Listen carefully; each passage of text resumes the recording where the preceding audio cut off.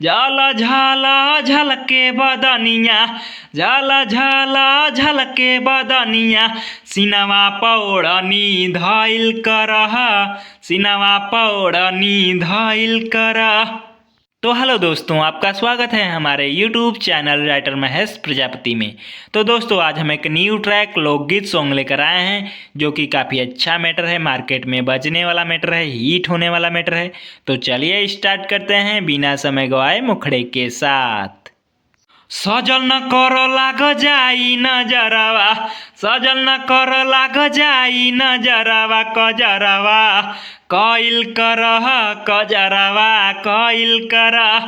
झल झल झलके बदनिया, झल झल झलके बदनिया, सिनवा पौड़नी धइल करह, सिनवा पौड़नी धइल करह। अंतरा फर्स्ट। बनल रही ब्यूटी तोहर प्यार ना करीह, केहू के कोरा में जनी तू भरीह।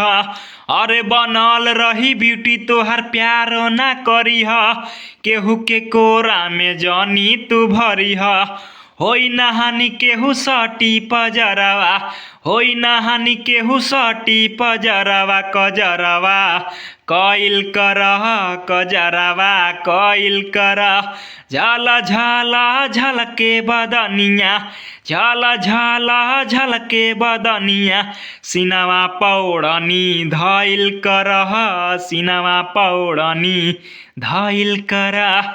दोस्तों, जिस भाई को ये फुल सॉन्ग चाहिए वो हमसे संपर्क करके इस सॉन्ग को ले सकता है। हमारा नंबर चैनल के डिस्क्रिप्शन बॉक्स में दिया हुआ है।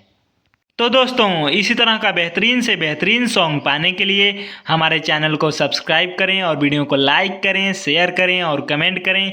तो चलिए मिलते हैं किसी नेक्स्ट वीडियो में किसी नए ट्रैक के साथ। तब तक के लिए बाय।